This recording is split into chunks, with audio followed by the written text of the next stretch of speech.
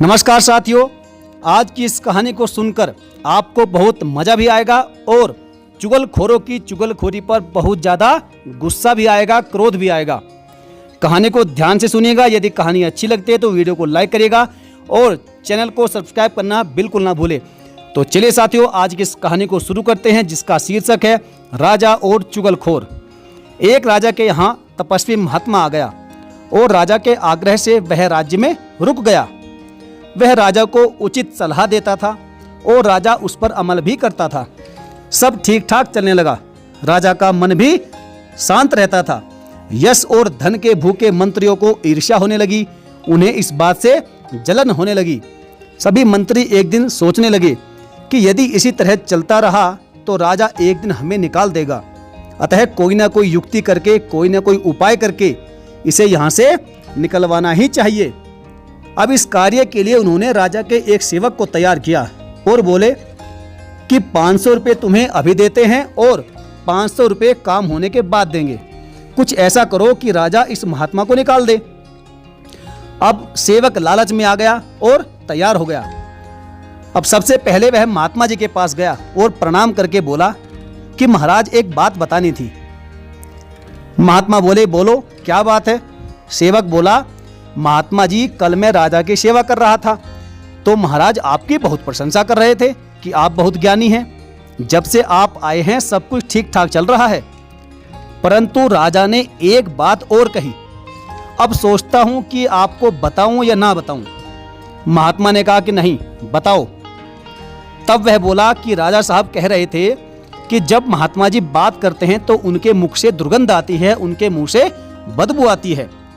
अतः महात्मा जी जब भी आप राजा के पास जाएं तो मुंह पर रुमाल रखकर ही जाएं, ऐसा महाराज ने कहा है। महात्मा तो सरल स्वभाव के थे, उन्होंने सेवक की बात मान ली। अब सेवक राजा के पास गया और उनकी सेवा करते हुए बोला कि महाराज, लगता है कि महात्मा जी को आपके द्वारा दिया गया सम्मान नहीं पच रहा।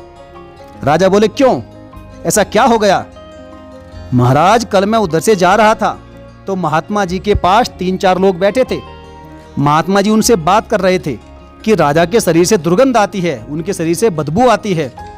मैं तो सुनकर ही दंग रह गया, मुझे बहुत बुरा लगा। राजा जी, मैंने सोचा कि आपको बता दूं। अब राजा था तो राजस्वी स्वभाव का, उसको बहुत क्रोध आया, बहुत गुस्सा आया और सोचने लगे कि महात्मा जी का मैं तो इतना सम्मान करता हूं और उन्हें बहुत इज्जत देता हूं और महात्मा मेरी बुराई करते हैं। इसके बाद जब महात्मा जी राजा के पास आए तो सेवक के द्वारा बताए गए निर्देश के अनुसार मुख पर रुमाल रखे हुए थे। अब राजा ने महात्माओं को मुख पर रुमाल रखे हुए देखा तो उन्हें सेवक की बात पर विश्वास हो गया, यकीन हो गया। राजा को बहुत क्रोध आया किंतु रोक लिया। उसने महात्मा जी को एक पत्र दिया और बोला कि यह पत्र राज्य के दंडाधिकारी को दे दो। महात्मा जी वह पत्र लेकर जा रहे थे कि बीच में वही सेवक मिल गया और महात्मा जी के हाथ में पत्र देखकर बोला कि महात्मा जी कहाँ जा रहे हो। महात्मा ने कहा कि यह पत्र जो राजा ने दिया है दंडाधिकारी को देने जा रहा हूं। अब सेवक को बहुत लालच आ गया। वह सोचने लगा कि इस पत्र में जरूर महात्मा जी को कुछ पैसा रुपया देने की बात लिखी होगी। वह तुरंत महात्मा से बोला कि महात्मा जी, जो युक्ति मैंने आपको बताई थी, जो उपाय मैंने आपको बताया था, लगता है कि इससे राजा आप पर बहुत प्रसन्न हो गए हैं। अब हमें इसका इनाम तो मिलना ही चाहिए, नहीं तो लाइए यह पत्र हम ही पहुंचा देते हैं। महात्मा जी को तो कोई लालच था नहीं, अतः महात्मा ने वह पत्र उस सेवक को दे दिया। सेवक उस पत्र को लेकर दंडाधिकारी के पास पहुंचा और दंडाधिकारी को वह पत्र दे दिया। दंडाधिकारी ने जब उस पत्र को पढ़ा तो उसमें लिखा था कि पत्र लाने वाले को सूली पर चढ़ा दिया जाए। सेवक को सूली पर लटका दिया गया। जब अगले दिन महात्मा जी राजा के पास पहुंचे तो राजा उन्हें देखकर दंग रह गया और महात्मा से बोला कि आप पत्र लेकर नहीं गए थे। उन्होंने सेवक वाली सारी बात राजा को बता दी। राजा ने पूछा कि यह रुमाल आप मुख पर क्यों रखते हैं।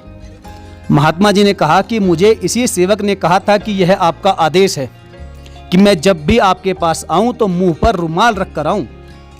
अब जाकर राजा को पूरी बात समझ में आ गई थी।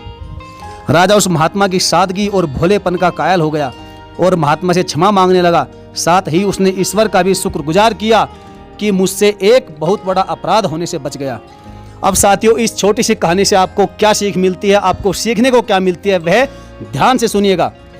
चुगलखोर कोई भी हो और कैसी भी प्रवृत्ति का हो, वह ना तो कभी अपना भला कर सकता है और ना ही कभी दूसरों का भला कर सकता है, ना ही कभी समाज का भला कर सकता है। वह हमेशा दूसरों की बुराई और चुगली ही करता है।